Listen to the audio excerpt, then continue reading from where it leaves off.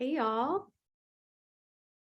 I see two sisters on tonight. Trying to get this thing going.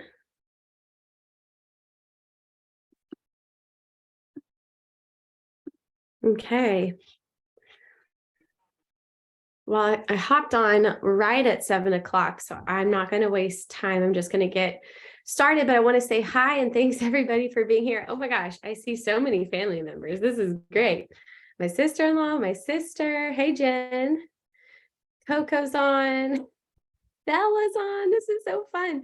Greta's on. Show y'all's faces. I want to say hi. So I'm at a friend's house right now, and my kids are running around downstairs with her kids. And I just hope that the background noise is minimal. Hi. Where are you right now, Bella? Hey, sis. Are you guys right next to each other? So cute. All right, I'm just smelling some oils. Well, let's go ahead and get started. I believe I already started recording. So thank you guys for coming to another Monday Wellness Call. It's been a really fun weekly thing that we've kicked off this month, and we're going to continue and keep going. As promised, 20 minutes long. So that means I've got 17 minutes left. Tonight's a little bit special and different because I asked some people to jump on and share testimonies. If you're an oiler already and you have a testimony, I'm talking big or small, doesn't matter. It could be just like a little thing that you've noticed or experienced and how essential oils have affected your mood, your hormones, your emotions. Comment in the chat if you would be willing to share that. Of course, I would love for you we'll do this at the end, to unmute yourself and share that testimony real quick, or I can read it if you want to put it in the chat. I actually asked our group, we have a team group where I asked people for testimonies if they wouldn't mind me sharing about how essential oils have affected their emotions. And we got a lot of great testimonies. And so I'm going to read some of those at the end. I just feel like I want to explain and get into the how a little bit tonight, but I believe that testimonies are really what stick with people when people share personal stories of testimony that really resonates, and maybe there's something that can help other people tonight, right? Which is the whole point of doing this. And so go ahead and comment in the chat if you're willing to share a testimony. At the end, you can either just unmute yourself or you can raise your hand. There's like a little raise your hand feature on here. Or you can put the testimony in the chat and I'll read it. So this is going to be kind of like every week I call this like a speed dating session. It's like just a little bit, just enough to like dip your toes in and kind of intrigue you and say, ooh, I want to research that more. But this is a big topic, right? We all deal with emotions. I thought this would be fitting for like a week of just leading up to holidays. I feel like when there's extra things to do and extra pressures and extra stress, some of those buried emotions can kind of come out. And so we all have them, right? This is relevant for every single person. I've taught this class so many times, but I was kind of refreshing this morning and listening to an old recording with one of my friends, and just hearing her testimonies in that from years ago just kind of inspired me and got me fired up and excited again to share the goodness of these. I think it's pretty important, and we need to tell people that this is an option, that right now, as far as helping us manage stress, there's not a lot of healthy coping mechanisms out there. If you think about, healthy ways to manage stress, exercising, right? Counseling, self-care, eating right, oils fit into that healthy option for a healthy tool. But then the easy thing, and the thing that I feel like culture wants us to share of how to de-stress, is like Netflix and chill and alcohol and just self-sabotaging things that actually don't end up helping, and they actually end up wearing us down and causing more damage and making us more tired. So I feel like it's such an important topic that we should share with everybody. So thank you. I see a couple testimonies rolling in. So I don't plan to have a PowerPoint every single week. I already had one kind of made, I tweaked, and I feel like there's some visuals that might be helpful for you guys just to see. So I do believe that essential oils were God's intended plan for us. I believe all the way back to the Garden of Eden, of this beautiful pleasing to the eye, but also think of the aromatherapy that Adam and Eve were living in and what that was meant for. I believe it was all a part of living in health, It doesn't of open more. walking amongst the grass with your feet, your bare feet, and brushing up against trees and bush and smelling the fragrance of flowers and plants and fruit. And I'm not kidding. Ever since I heard Dr. David Stewart's teaching on this, I kind of envision that when I light my diffusers in my house, that I'm breathing in the nature the way I was supposed to. And I think about like how a lot of us live in neighborhoods with cement and without a lot of trees and greenery, and just how far away from the plan and the origination of living in aromatherapy and what that was supposed to be like. I think it was always there for us, for our physical and our emotional health. So I'm not going to go too deep into all this stuff, but you can look back at essential oils in history as really not a luxury, but a necessity. And you go back to like old art, and you can walk into like a museum and look at like what were people painting, like anything that brought joy was like beauty, gardens, a rose bush, like these things were pleasing to the eye. They brought joy. You can look back and there's studies, there's such a rich history of like studies on plants for like pharmacological reasons, and all the way back to like the 70s of them discovering that there's actually essential oils that are good for anxiety and heart palpitations and nervousness and hot flashes. And that's old school, right? Like it's funny. It's like, I feel like I talk about this like it's a new thing. It's not. This has been around since the beginning of time. I like this. There's this book I read. I'm going to share at the very end some of my favorite resources, but it's a book about kind of essential oils in like a clinical setting. It's a doctor, and I think he's a pharmacist, but he quotes this guy, Jeff, at the quote at the very bottom, but he believes that essential oils don't just cause sensory impressions, they actually alter the way in which our sensory organs themselves operate. So I do believe that God made us tri-dimensional beings. I don't think we're just a physical body, right? We're a spirit, we're a soul. I think about, in my own life, like how emotions have physically affected me. And so you can think about that too. You can think about like being in an argument with somebody and maybe had a knot or a pit in your stomach until you guys figure that out. Like you can feel a physical effect, right, of your negative emotion. We also know that for every emotion we experience, there's a corresponding hormone that's being released in the body. So the stress hormone cortisol is a great example. When we have excess cortisol levels in our body, it affects so many other body systems, definitely wreaks havoc on the rest of our hormones.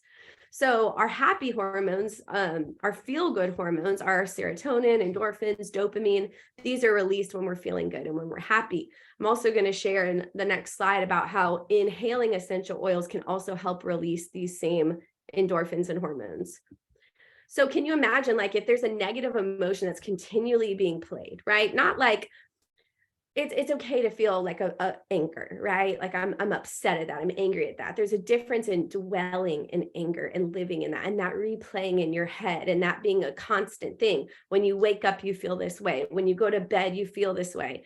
That repetition, that will mess the flow of your hormones and can affect your physical body. And I think it's interesting that, when we talk about healthcare and we talk about sickness, we tend to focus on the physical. It's like, oh, like you can hear, I actually feel really well. I know I sound a little funny tonight. I think I've got some more like drainage from the weather change, but my first go-to is like, how do I help this, whatever this is, allergy response, and I might go make like a capsule or diffuse something or rub something on my sinuses. But very rarely is my first response, I wonder if there's an underlying emotion to this physical symptom that I'm having. I tend to think that way when I have a reoccurring physical symptom or something that I'm dealing with like for a longer term thing. But I really believe that there's a power to this. And I'm going to take this to scripture, because if you know me, that's where my source, that's where I get a lot of my information. But the Bible says to take every thought captive. So every single one is important. And I believe too, every single physical symptom we should ask, if I wonder if there's an underlying emotional issue that we're not dealing with here. Okay, so a little bit in smell, because I know that oils get a bad rep, especially when you're smelling an oil called stress away, or you're smelling an oil called forgiveness. You're just like, I don't know about that. That's a little bit weird. There's a science to this. This is the way that God made our bodies, which I think is pretty phenomenal. And these oils are named pretty appropriately. So we have 5 senses, right? Well, 4 of those are linked to the intellectual brain. 4 of them are linked to our frontal lobe. Only one of them, our sense of smell, is wired to our emotional brain, which is our limbic lobe. I'll show you a picture. It's in the back of our brain. So through the inhalation of essential oils, they have a very unique, very fragrant molecular structure. It actually stimulates directly the limbic lobe and the hypothalamus. Okay, so the limbic lobe of your brain is the emotional control center. This is where emotional memories are stored. So if you smell something and it triggers a memory, that's in that part of that brain. Have y'all ever had that before, where you smell, I don't know, like an old cologne, and you're like, whoa, that just brought me back to like my high school boyfriend, and then an emotion can follow with that. Or your grandma's, I smell like that attic-y smell, and I'm like, oh, it smells like granny, and that can even trigger an emotion, but that's deeply stored in that limbic lobe. It can also directly activate the hypothalamus, and this is the control center for, oh my goodness, so many body functions: body temperature, hunger, thirst, fatigue, sleep, hormone balance, like all in this part of the brain. If you go to pubmed.gov and you type in essential oils, that is like third party, that's not Young Living. That's like third party studies, peer reviewed published studies. There's thousands of peer reviewed articles there with talking about essential oils. But specifically, if you look up frankincense, there's a lot about frankincense in the limbic lobe, and frankincense and weight loss, and frankincense and sleep, and frankincense and hormones. And I think y'all need to spend a minute or two reading about some of those studies. But that's because inhaling frankincense is pretty powerful when it reaches the limbic system of your brain. Okay, so let me show you a little graphic here. And you can see the hypothalamus there. It's like this teeny little part, like right in the middle, right? And it's directly linked to inhalation and your sense of smell. And I've gotten asked this before: even if you have no sense of smell, the essential oils are still going to get to that part of your brain and be very helpful.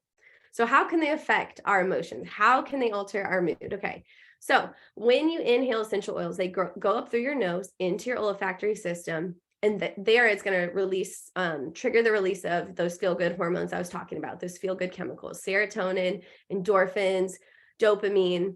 And then it goes right into your amygdala, where the seat of our emotions is. That's that control center. This is the only place in our entire body that's open to the central nervous system. Isn't that fascinating? I think that is so cool how we're wired. So smell, more than any other sense, can affect your brain and your body. So quite literally, inhaling and diffusing essential oils in your home can change and alter the mood of the home. There's another picture of where it's seated in your brain, the thalamus and the hypothalamus. Okay, I'm not going to get into this tonight, but I'll just briefly highlight that there is a really cool documentary out there called Ancient Secrets of Essential Oils. And there is a section in there where you can see a study done with brain mapping technology. And basically, this is where they put these I don't know what they're called, like probes on people's heads. And they were able to watch on the screen, on their computer screens, what part of their brain is activated when smelling certain oils, and able to see the brain waves and how they changed them. So we have like 5 different brain waves. I think the next graphic is going to show it. But that study that was highlighted in that documentary, and that's with Dr. Oliver Wanker, MD, and Becky Basnam. She's a neuro fitness coach. They showed the effects of smelling lavender, lemon, peppermint, frankincense, and I believe lemon was the other one, and how certain oils activated the part of their brain where focus and memory So if you're like studying for something and you need to retain it, then you want to smell lemon. If you want to, reach the gamma waves where you're very attentive and you're very focused, you inhale peppermint.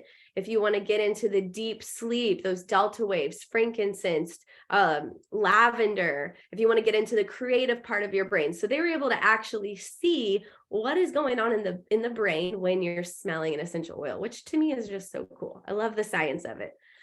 But if that's not good enough for you and you just want to know what God thinks about it, there's definitely one or two things in scripture that talks about emotional health and the link between our emotions and our physical body. So just a few verses here. You guys can take a picture or read them. I won't read them all, but Proverbs 14:30, a sound heart is the life of the flesh. Envy is the rottenness of bones. I think that's quite literal.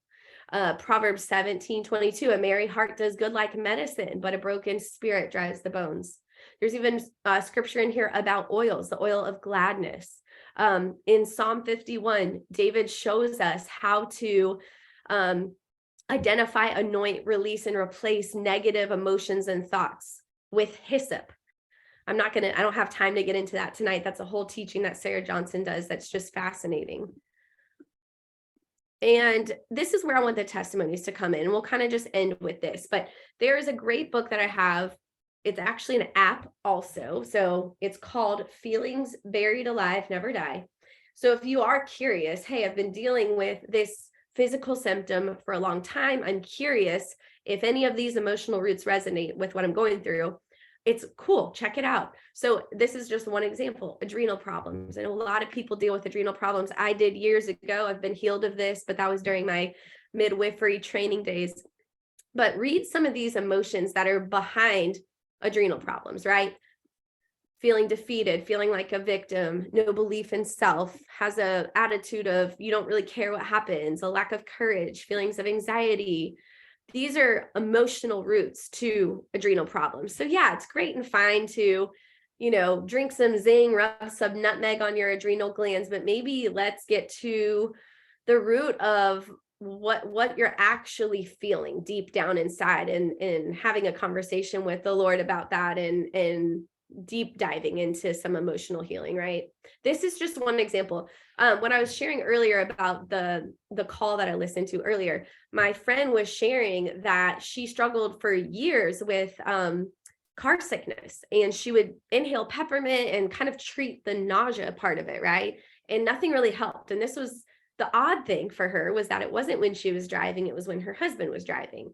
And she's like, and he's a fine driver. Like, I don't know what's going on with me, but like years and years of suffering with this. Looked it up in Feelings Buried Alive, Never Die. And it clicked, like it just, a light bulb went off for her that it was lack of control, that it was more emotionally rooted. So instead, on her next road trip, once she kind of read into that, she used release and surrender and didn't have car sickness. And that testimony, when I was listening to that this morning, I was like, that is so powerful. Like, she got to the root of her nausea. You guys, that's so powerful. And obviously, like, that lack of control, that for her, that resonated. That was something that carried over into many other aspects of life, not just being in the car, but like, what a cool testimony. Okay. I would love, first of all, does anybody want to raise their hand? You can like raise your hand, or there's like a little feature on Zoom where you can virtually raise your hand. Does anyone want to share a testimony, in big or small, about how oils have affected you positively? And if nobody raises their hand, I'll just read some of these things. And go ahead and comment in the chat too if I missed it.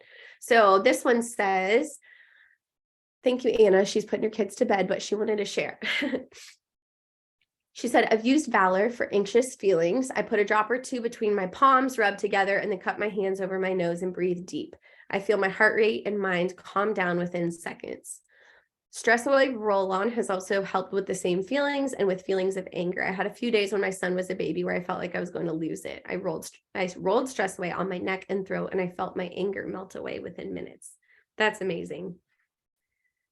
And then someone commented in responded to her and said, Valor for anxiety for sure is bomb. Also, CBD Calm Roller has been so good for her with intrusive thoughts. Greta needs to remember to use her oils for emotions more. Okay, my sister said oils have helped emotions and stress in so many ways. The most prominent for Luke getting through PTSD, releasing toxic emotions he had been holding on to for decades that was beginning to affect his hormones, heart rate, and sleep. We used the Freedom Sleep and Freedom Release Kit, as well as the book Releasing Emotional Patterns Through Essential Oils. We also used frankincense, Trauma Life, and Valor. I've also used Valor, here, Koa trying to get in, to help minimize, I think it's fears when it's been out of control, just to help ground and get a grasp on it. Frankincense always keeps me grounded when I start to feel anxious or stressed. That's so good. So the book she mentioned was Releasing Emotional Patterns Through Essential Oils. And actually, Harmony, the kits you mentioned, Freedom Sleep and Freedom Release are on major sale right now for Black Friday. And I know that those are very powerful kits. Great testimony. Thank you for sharing. And then she also said, at first I thought that using essential oils for emotions was a little wacky, so I used them for beauty products, cleaning, and medicinally. But because of that brain connection, I learned very quickly how helpful they are with emotions and started using them intentionally for that. One of my faves for stress is the roll-on of Tranquil, and it smells amazing. Yes, Tranquil is an amazing smelling one. Trying to switch over this. Let's see if I can do this. Okay, there we go.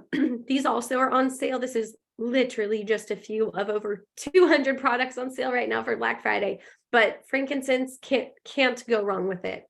Like, have y'all ever seen My Big Fat Greek Wedding and they spray Windex on everything?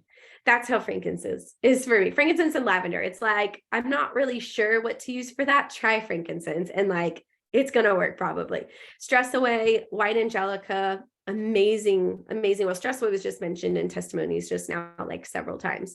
One of my favorite ways to use Stress Away is just in a bath with Epsom salts or with one of those lavender bath bombs. Absolutely amazing. Another testimony said that she said she uses the Great Day protocol to help as a stay-at-home mom, just doing her best to be mindful in her day-to-day with her child. And it's been a game changer for her. So the Great Day protocol, y'all correct me if I'm wrong. I know it's Valor, Joy, White Angelica, and what is the fourth one of Gary's Great Day protocol? Harmony. How could I forget my sister's name? This is a blend that I've made for people going through like trauma. I got this out of that pharmacological book, and this is the Shock Insomnia Grief blend. Rose, Petitgrain, Lavender, Ylang Ylang, Jasmine, Neroli, Vetiver, and Onica.